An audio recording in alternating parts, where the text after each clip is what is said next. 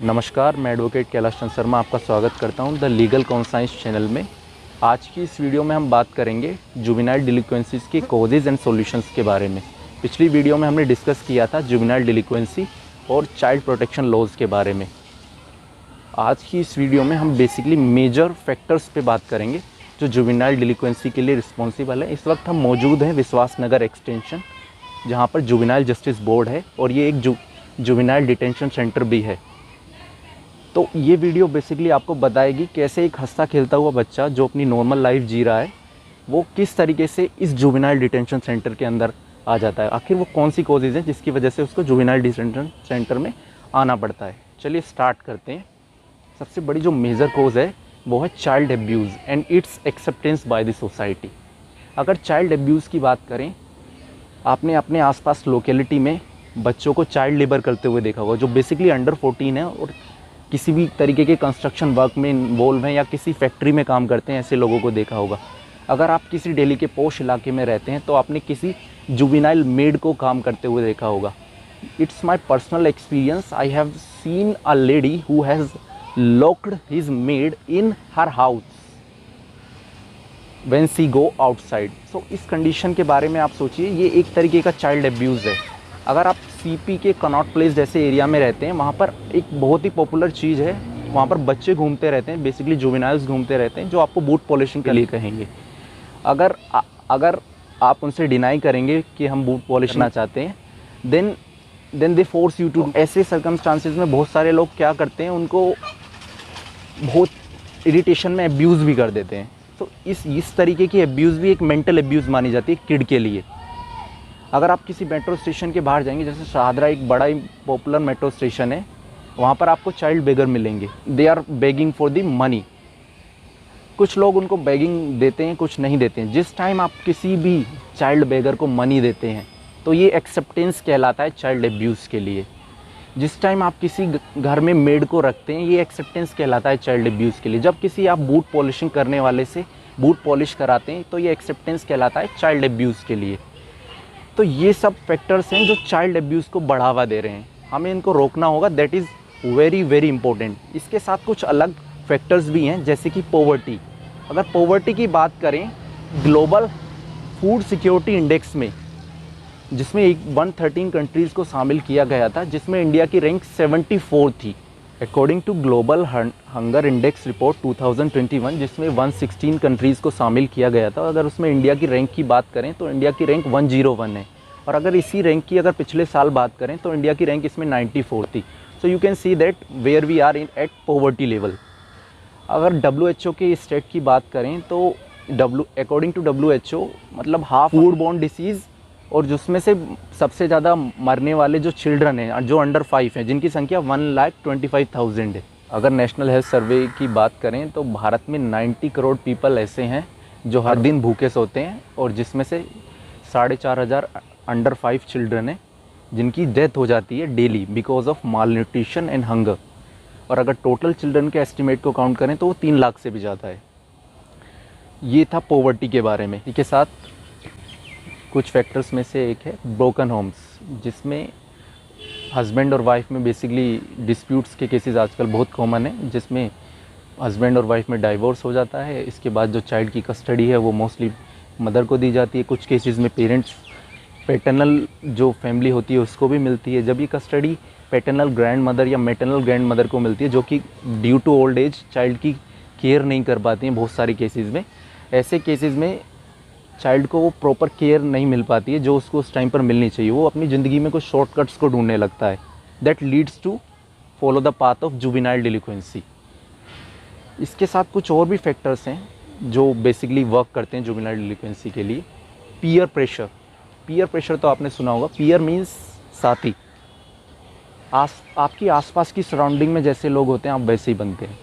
इस same case is with juvenile. अगर हम जुवेनाइल की बात करें, अगर उसका जुवेनाइल का कोई फ्रेंड ऐसा है जो टीनेज स्मोकिंग में है शामिल है, या टीनेज एडिक्शन में शामिल है, या किसी भी तरीके का ऐसा कोई भी उनका फ्रेंड है जो किसी भी तरीके का एडिक्शन करता है, तो ये addiction ultimately leads to juvenile delinquency. Now we are moving towards the another factor that is very very responsible, liking of violence. आज के टाइम में जो मूवीज़ हैं जो सबसे ज़्यादा आ रही हैं वो वायलेंस के ऊपर आ रही हैं। अगर आप 2018 की हिट मूवी की बात करें जिसका नाम है जोकर, जिसको ऑस्कर में भी नॉमिनेशन हुआ था और बाद में ऑस्कर मिला भी था, और अभी जो रिसेंट की हिट मूवी है RR, और बहुत सारी मूवीज़ हैं जो वायलेंस पर बेस्ड हैं जो मोस्ट ऑफ द पॉपुलेशन पसंद कर रही है। मतलब हमारा जो रुझान है आजकल वो वायलेंस की तरफ बढ़ रहा है।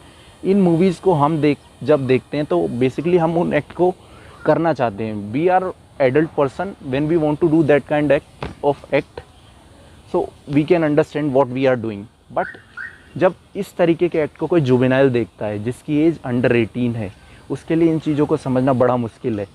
इसीलिए हम बहुत सारे केसेस ऐसे पाते हैं कि पबजी खेलते हुए बच्चे ने सुसाइड कर लिया, या पबजी खेलते हुए बच्चे ने अपनी मदर को गोली मार दी। तो इस तरीके के केसेस बहुत ज़्यादा कॉमन है। इसके साथ अनदर फैक्टर है फैमिली इन्फ्लुएंस। फैमिली इन्फ्लुएंस एक ऐसा फैक्टर है जो हर एक चाइल्ड पर वर्क करता है। अभी रिसेंट का जो हैदराबाद गैंगरेप केस था, उसमें जो जुवेनाइल इन्वॉल्व हैं उनके फादर को वो एक पावरफुल पॉलिटिकल फैमिली से बिलोंग माना गया है। और अभी जो दूसरे केस की बात करें, जो लखनऊ में जो पबजी इंसिडेंट हुआ, इसमें भी जो लड़का था इसके जो फादर थे उन्होंने उसको ट्रेन किया था किस तरीके से गन चलाई जाती है। After that he get to know how to use gun and he used it on her mother. के साथ अगर juvenile education and family background report 2020 की बात करें, जो नेशनल क्राइम रिकॉर्ड्स ब्यूरो की साइट पर ईजिली अवेलेबल है, इसमें जो रिपोर्टेड क्राइम की संख्या है वो 52,352 है। और इसमें जो सबसे ज़्यादा जो क्राइम की जो रेंज है जो कमिटेड किए गए हैं, इट इज़ 17,419। और आपको जानकर ये बड़ा शौक होगा कि ये सभी के सभी लोग अपनी फैमिलीज़ के साथ रह रहे थे। ये जो जुवेनाइल थे अपनी फैमिलीज़ के साथ रह रहे, दे आर नॉट ऑर्फन। तो फैमिली इन्फ्लुएंस भी एक बहुत बड़ा फैक्टर है जुवेनाइल डिलिक्वेंसी में, दैट रिपोर्ट शोज दैट। इसके साथ आजकल बड़ा ट्रेंडी है जो बहुत ज़्यादा रिस्पॉन्सिबिलिटी रखता है जुवेनाइल डिलिक्वेंसी में, वो है program based on vulgarity and illicit relationship. एक हमारे यहाँ बोर्ड है, central board of film certification. ये भी तरीके की फिल्म जो मूवी बनती है, वीडियो बनती है, उसको सर्टिफाई करता है। बट ये जो ऐप है जिस पर आप ये वीडियो देख रहे हैं यूट्यूब, यहाँ पर कुछ ऐसे प्रोग्राम हैं उनको आप किसी भी कैटेगरी में नहीं रख सकते। ना तो 18+ की कैटेगरी में रख सकते हैं, ना 21+ की कैटेगरी में रख सकते हैं। ये हर एक कैटेगरी के पर्सन के लिए एकदम इलिसाइट और एकदम वल्गर मटेरियल उपलब्ध कराते हैं। इसमें बहुत तरीके के प्रोग्राम हैं, जैसे कई तरीके के क्वेश्चंस, वल्गर क्वेश्चंस पूछना अपने पेरेंट्स से, वल्गर बातें करना। अगर इनको 25+ पर्सन देखता है, बेसिकली कहा जाता है कि जब हम 25 साल के हो जाते हैं, अकॉर्डिंग टू द साइंटिस्ट, हमें मेच्योर माना जाता है। बट ऐसी अगर प्रोग्राम को कोई एक जुवेनाइल देखे जो कि एक अंडर 18 है, जिसकी एज 18 साल से कम है, उसके दिमाग पर क्या इम्पैक्ट पड़ेगा इसका, जो 25+ की कैटेगरी के पर्सन के लिए अप्रोप्रिएट नहीं है, उसको जब जुवेनाइल देखेगा तो क्या होगा। तो we should stop that kind of program and we need to do mass reporting on it. Single reporting से कुछ नहीं होगा। अगर आप इन प्रोग्राम को देखें, इन पर लॉट्स ऑफ व्यूज़ हैं, इन पर व्यूज़ बहुत ज़्यादा हैं। व्यूज़ हैं तो उनको कोई ना कोई देख रहा है। You have to report. के साथ ईजी अवेलेबिलिटी ऑफ 18+ कंटेंट। आज के टाइम में 18+ कंटेंट ईजिली अवेलेबल है। हम मानते हैं आजकल अमेजॉन प्राइम, नेटफ्लिक्स जैसी सीरीज़ हमारे घर पर ईजिली अवेलेबल है। उसमें हम पासवर्ड डालते हैं, पर एक जुवेनाइल के लिए पासवर्ड हासिल करना बहुत आसान है एट आवर होम। तो हमें कुछ ऐसी स्टेजेस, कुछ ऐसा क्राइटेरिया अपनाना होगा जिस तरीके से ये जो 18+ कंटेंट है, जो 20+ कंटेंट है, वो ईजिली जुवेनाइल के लिए उपलब्ध ना हो। क्योंकि central board of film certification जब किसी को 18+ और 20+ का टैग देता है तो उसका एक पार्टिकुलर क्राइटेरिया है, उसको फॉलो करने के बाद वो इस तरीके का टैग देता है। तो we have to understand it and we have to make strict regulation at our home, जिसकी वजह से हमारा 18+ जो कंटेंट और 20+ कंटेंट है वो ईजिली अवेलेबल ना हो। इसी के साथ कुछ इमोशनल प्रॉब्लम जैसे जेलेसी और इन्फीरियरिटी बहुत कॉमन है चाइल्ड में। अगर ये नॉर्मल बेसिस पर देखी जाती है तो जेलेसी बहुत कॉमन है। अगर ये ज़रूरत से ज़्यादा बढ़ जाए तो ये मेंटल डिसीज़ का रूप ले सकती है। और कोई चाइल्ड अपने आप को बहुत सुपीरियर समझता है, ऐसी टेंडेंसी होती है कि बाद में दूसरों को इन्फीरियर समझना, तो ये after some time they will become that kind of mental disease. अगर आप ऐसा कुछ पाते हैं तो इबास का नाम आपने बेसिकली सुना होगा। If a child is poor you can go there और you can concern to a particular psychiatrist. के साथ एक बड़ा इंपॉर्टेंट फैक्टर है पेरेंट्स चाइल्ड इंटरेक्शन। जिस तरीके का पेरेंट्स का चाइल्ड के साथ इंटरेक्शन होता है उसी तरीके के बच्चे आगे जाकर बनते हैं। In most of the domestic violence cases में देखा गया है कि चाइल्ड के साथ जो पेरेंट्स का इंटरेक्शन है बहुत अच्छा नहीं होता है। तो ऐसा देखा गया है बहुत सारे केसेस में आगे जाकर बच्चे same kind of act repeat करते हैं। If you have any kind of bad interaction with your child, kindly resolve it. इसके साथ हम कुछ और सॉल्यूशंस की बात कर सकते हैं, जैसे कि फूड। इंडिया में एक फ़ूड बहुत बड़ी समस्या है। अगर इंडिया में अगर चिल्ड्रन के फूड की बात करें तो मिड डे मील स्कीम के बारे में आपने सुना होगा, जिसका रिसेंटली नेम चेंज कर दिया गया है, उसको प्रधानमंत्री पोषण योजना शायद नाम कर दिया गया है। इंडिया में आज भी बहुत सारे बच्चे ऐसे हैं जो सिर्फ स्कूल में मिड डे मील खाना खाने के लिए आते हैं, इसीलिए मिड डे मील सैटरडे और संडे भी प्रोवाइड कराया जाता है भारत के कई सारे राज्यों में। अगर हम आईपीसी के क्राइम्स की बात करें, that is committed by child in conflict with law, मतलब एक रिपोर्ट है IPC crimes child in conflict with law report 2020। इसमें जो टोटल क्राइम कमिट किए गए हैं वो 26,399 रिपोर्टेड क्राइम है। जो टोटल रिपोर्टेड क्राइम है उसमें से अगर एक जो बेसिक क्राइम, सबसे जो ज़्यादा क्राइम जो कमिट किया गया इसकी बात की जाए, वो है 6081 थेफ्ट का क्राइम है। You know, if a child commit a crime of theft, there is a big reason behind it. It can be a reason of food. तो हमें फूड सिक्योरिटी बढ़ाने की बहुत ज़्यादा ज़रूरत है इंडिया में, स्पेशली फॉर द चाइल्ड। इसके साथ हम कुछ अदर फैक्टर्स पर अपना ध्यान जो है कंसंट्रेट कर सकते हैं, जो कि बहुत ज़्यादा ज़रूरी है।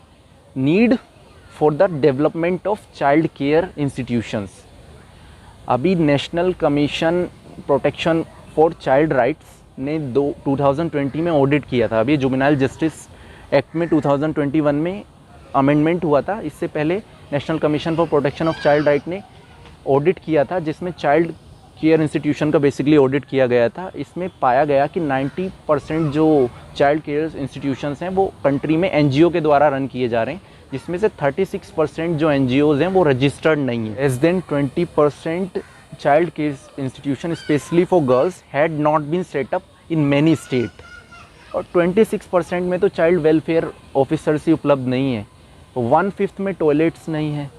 1/10 में बात की जाए तो ड्रिंकिंग वाटर अवेलेबल नहीं है। 15% have no provision for separate beds.